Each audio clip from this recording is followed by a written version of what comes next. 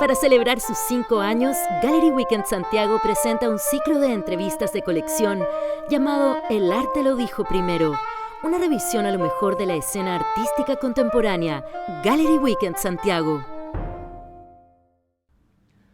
Hola, en el marco del ciclo El arte lo dijo primero de Galería Weekend Santiago y en colaboración con El Mostrador, hoy entrevistaremos a un provocador artista visual, Patrick Hamilton, que hoy día se encuentra viviendo en Madrid, para hablar de su obra, para hablar del relato político detrás de su obra.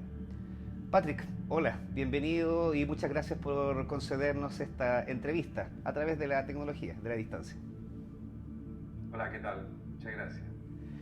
Patrick, si como solo como un ejemplo tomáramos un fragmento de tiempo de tu obra, podríamos encontrar trazabilidad en la metáfora social, en la crítica contemporánea, pero como decía al comienzo, fundamentalmente en el relato político. Te voy a llevar hace 8 años atrás. En la Bienal de Venecia, en el pabellón de la urgencia, tú presentaste una instalación de piso donde se veían serruchos de cobre doblados. Me gustaría que entráramos ahí. ¿Por qué la elección de ese objeto que es como una mezcla entre homenaje al mundo obrero, pero también crítica social al mundo laboral? ¿Cómo surge esta elección de ese objeto para hablar de un Chile, para hablar de un Chile que se cuestiona? Bueno, mira, para explicarte esa obra en particular, tendría que retroceder otros 15 años y contarte un poco del contexto en el cual yo me formé como artista. Entonces yo te tengo que decir que me formé en una pequeña escuela de arte a mediados de los años 90 en una universidad que ya desapareció, que se llamaba Universidad Arcis, que era una universidad de arte y ciencias sociales, con un perfil muy vanguardista, muy de izquierda, donde había un grupo de profesores que para mí fueron muy importantes y que me marcaron profundamente a través de la enseñanza, pero también de su pensamiento. Me formé en un ambiente intelectual vinculado a una izquierda, digamos, progresista, a una izquierda de pensamiento crítico. Fui alumno de, de Nelly Richard, fui alumno de Francisco Brugnoli, de Virginia Razzuri, fui alumno de Sergio Rojas, de Guillermo Machuca, de Carlos Pérez Villalobos, de Willy Taller, de Federico Galende, luego de Pablo Yarzún. En ese contexto te estoy nombrando quizás al grupo o a un número muy importante de los intelectuales más importantes que ha producido Chile en los últimos 40 años, incluyendo quizá la persona más influyente del mundo del arte, que es Nelly Richard, ¿no? En ese contexto yo me empecé a interesar por una mirada, digamos, crítica respecto a lo que fue, digamos, la implantación de este modelo neoliberal en Chile, en términos de revelarme, de develarme un entramado que tenía que ver con esta relación entre el mito, digamos, del desarrollo económico de los 90, esta idea del jaguar, todas estas nociones, digamos, publicitarias que se habían creado, inventado para reforzar esta marca Chile, ¿no es cierto?, en el exterior. Esta idea como de Chile, un país milagroso que pasa del 40% pobreza en 2 décadas, digamos, a casi cifras mínimas, ¿no? Este Chile también que se llena, digamos, de consumo, que se transforma en algo así, un paradigma del consumo, ¿no? En Latinoamérica, un país que se empieza a llenar de mall, un país donde la gente tiene acceso al crédito, etcétera. Entonces yo me centré en aspectos vinculados a la economía y en ese contexto empecé a utilizar herramientas de trabajo. Trabajé el cobre, lo pulí y lo trabajé de tal manera que pareciera una joya, y en ese sentido está todos los conceptos, digamos, ¿no? Las connotaciones vinculadas a lo que podría ser la riqueza, aludiendo un poco a esta riqueza, ¿no? Por otro lado está la idea del serrucho, que es un material, o sea, una herramienta, perdón, de uso manual, cotidiano, que tiene que ver con el trabajo en su sentido más primario. Siempre me interesó juntar, digamos, estos mundos de la economía, el mundo de la minería en este caso, también lo que el cobre significa en su dimensión de riqueza, que se transa en los grandes mercados internacionales, ¿no es cierto? Con esta otra dimensión del trabajo en un sentido bastante más precario, ¿no? El trabajo del trabajador que vende su fuerza de trabajo, ¿no? En términos bastante, por decirlo en términos bastante simples. Entonces, esa pieza, que eran estos serruchos que estaban en el suelo, que formaban como unos círculos concéntricos, que estaban puestos en tensión, pero también en descanso o en reposo, eran unos serruchos que estaban puestos en reposo y que producto de los círculos que yo formé generaba una tensión, me parecía que podía funcionar como una metáfora, digamos, de lo que era Chile hace casi una década, ¿no? Una tensión, ¿no? Era una sociedad, un país en tensión, que bueno, que luego en el año 2019 vimos como todo esto estalló de alguna manera, ¿no? Pero quería puntualizar también en torno a la elección de este material cotidiano. Tú hablas de la herramienta. La herramienta viene cargada con toda una información simbólica que viene desde sí, ¿no? Y tú a esa herramienta no la creas, tú la intervienes, ¿no? Y de alguna manera potencia su resignificación. Esto lo vimos también en otra muestra que hiciste tú, que fue Black Tools, donde pusiste, si no mal no recuerdo, espátulas también serializadas, hiciste una obra pictórica con papel lija, lo que nos lleva a un montón de información, no sé, lo áspero, lo duro. Entonces quisiera que hablamos del objeto, ¿no? Ahora que quisiéramos que habláramos de la materialidad. Cómo en la materialidad tú también, en la elección del material, tú comienzas a trabajar lo político también. O sea, yo a nivel de procedimiento, de operación visual, no estoy inventando nada. Son operaciones que se inventaron, digamos, que fueron inventadas por las vanguardias o por las neovanguardias, ¿no?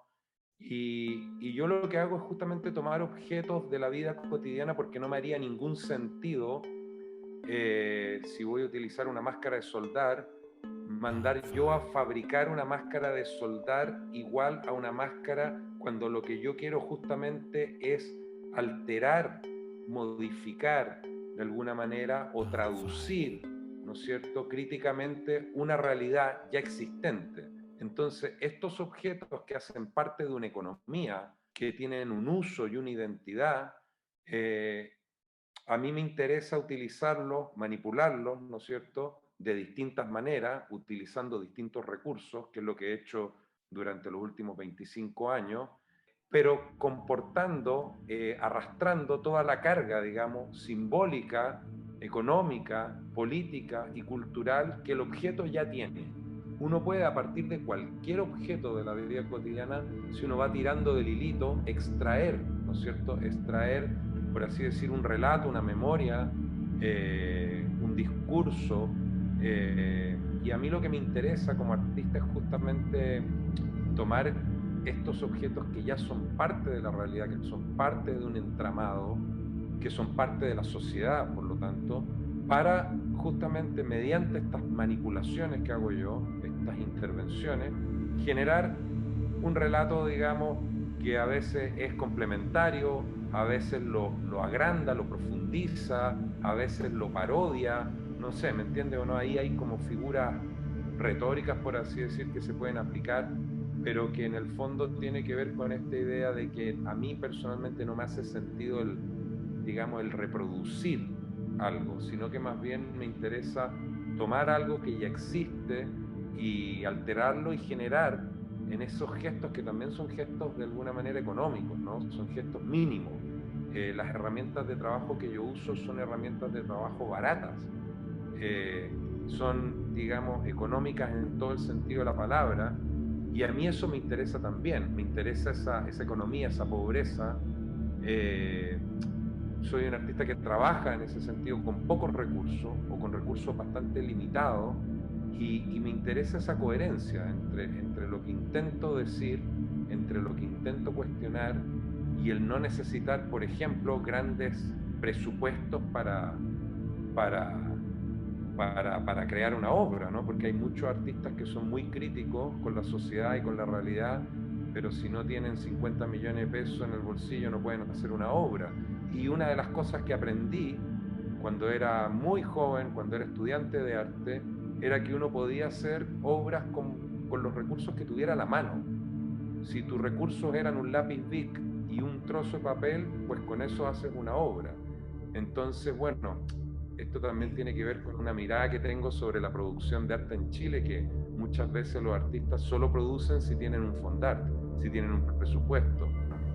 Hemos hablado de los objetos, ¿cierto? Hemos hablado de la materialidad y impresiona cómo en la alteración de esos elementos vas como encarbando en una multiplicidad de discursos. Estoy pensando, por ejemplo, ahora y quiero llevarte a dos obras en donde la técnica parece ser la misma, pero el contenido político es distinto.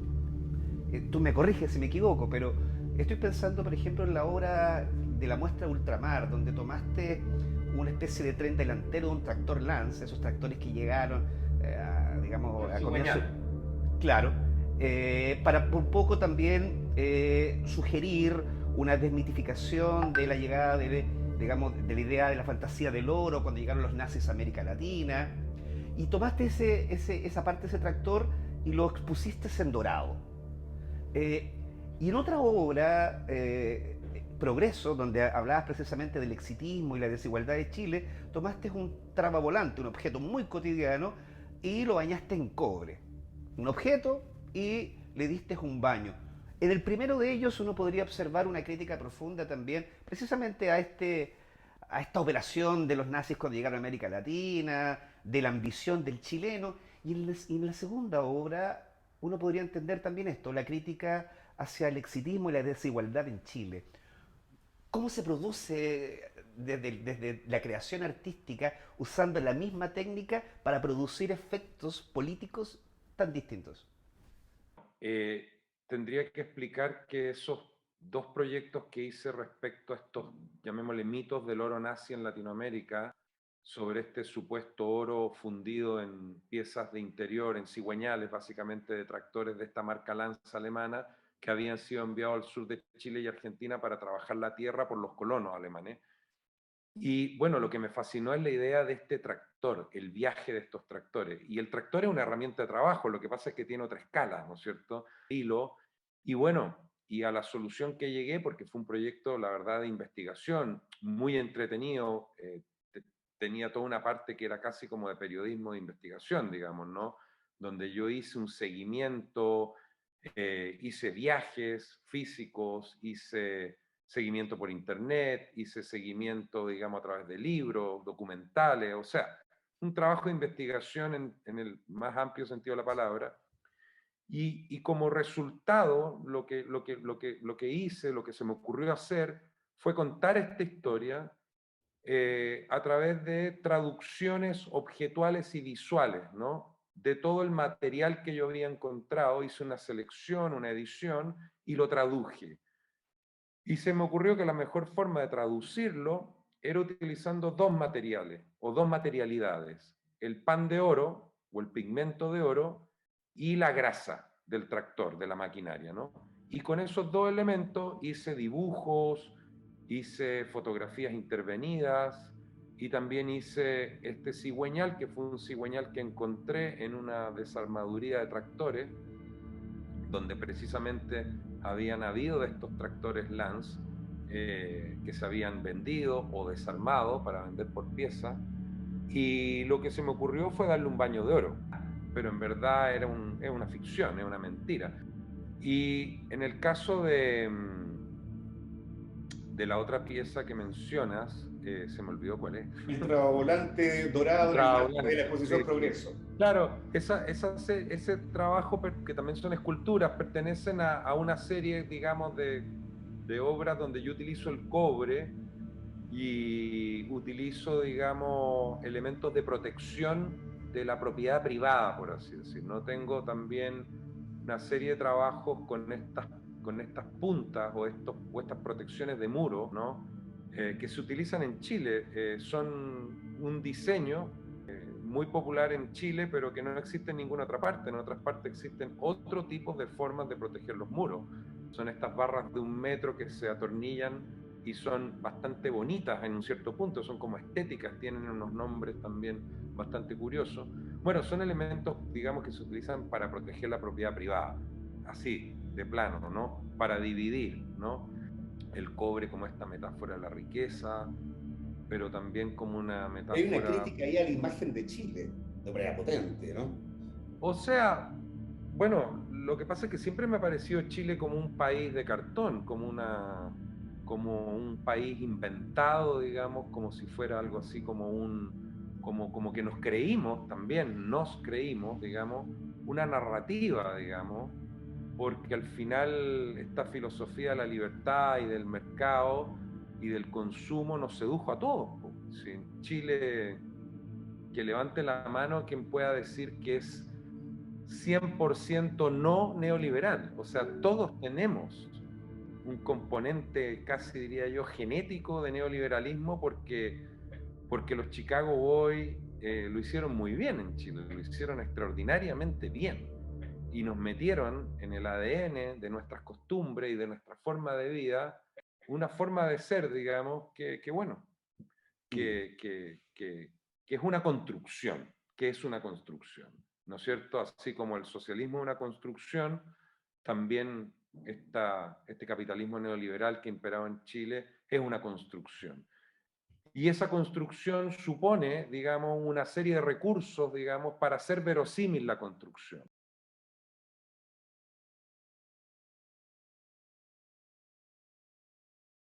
Bueno, en el último tiempo ya nadie lo asume, digamos, ¿no? Ya nadie, digamos, está dispuesto a confesar que le gusta ir al mall, por ejemplo, me imagino. Yo no vivo en Chile hace tiempo, pero me imagino que ya se habrá transformado en algo, digamos, un poquito ominoso, ¿no?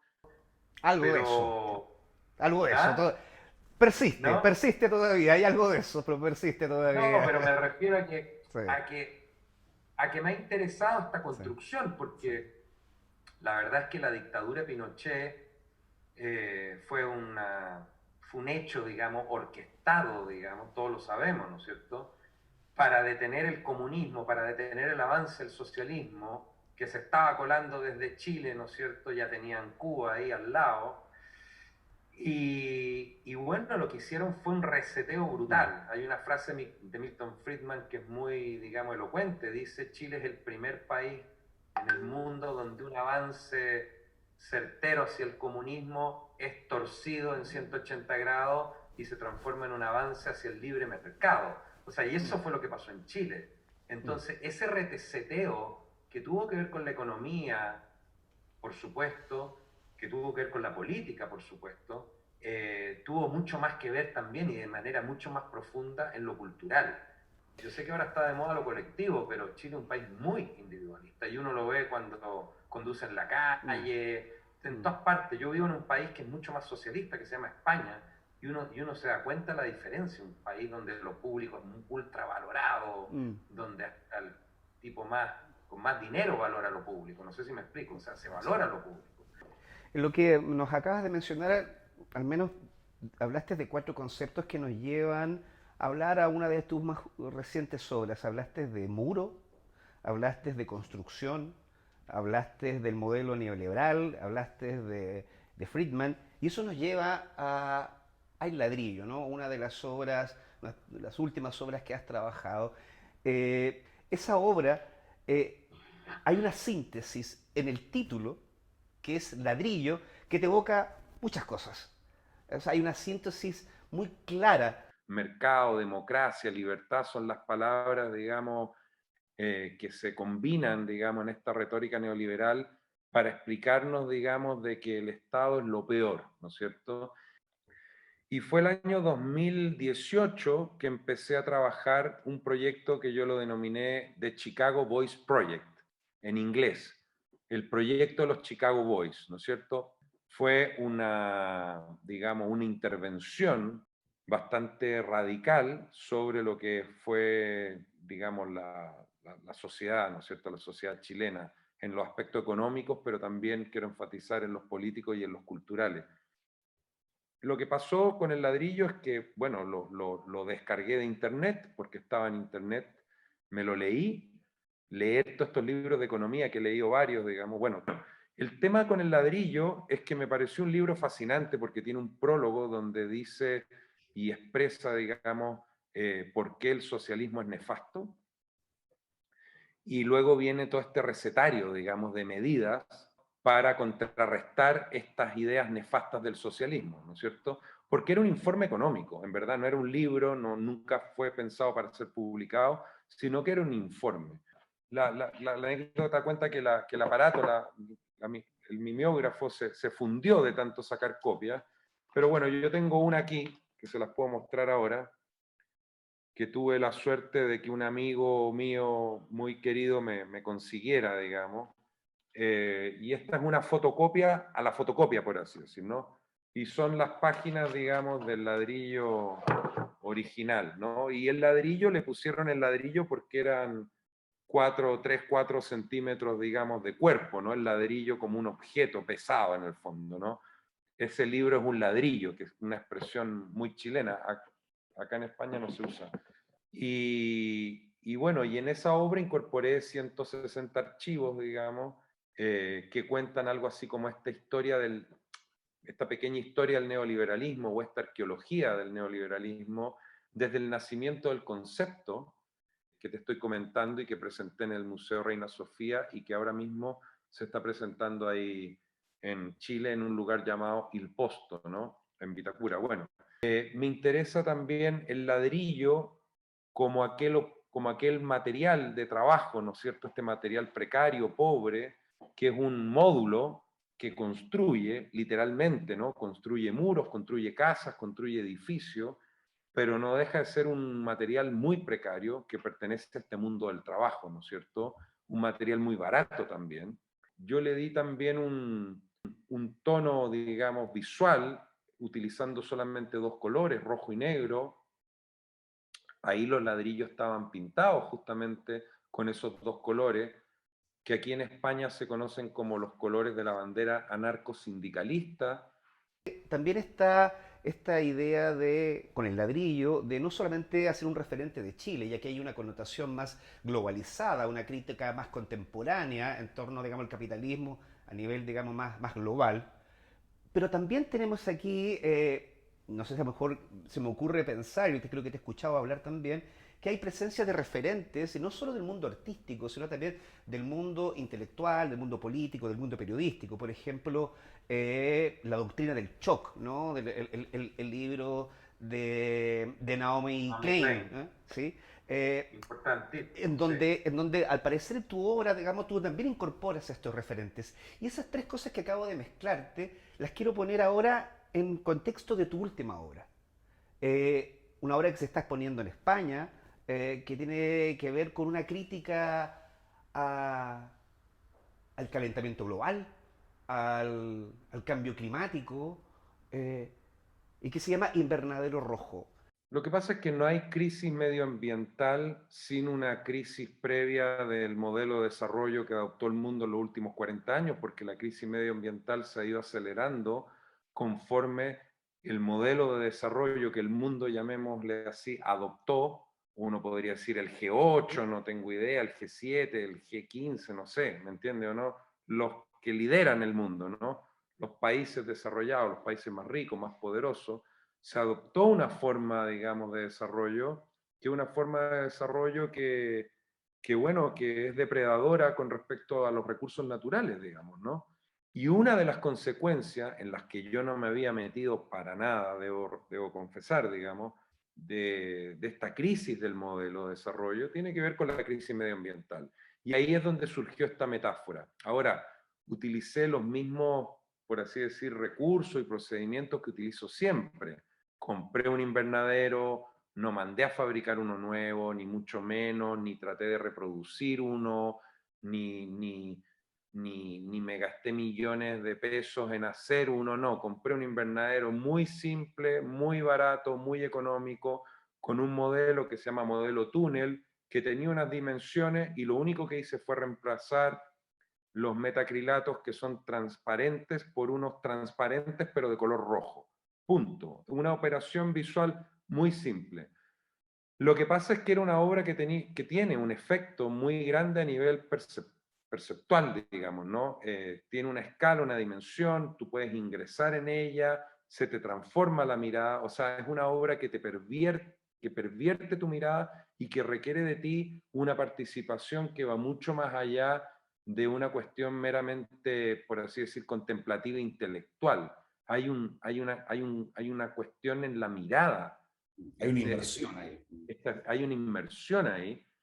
Y bueno, y es una metáfora, creo yo, simple pero eficaz, digamos, una especie de llamado a atención también, con respecto a lo que está sucediendo en el mundo, ¿no?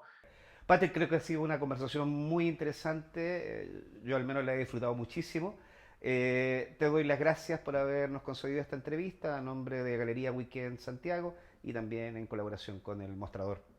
Gracias a ti, gracias por la invitación y nada, nos vemos pronto. Gracias a ti, gracias por la invitación y nada, nos vemos.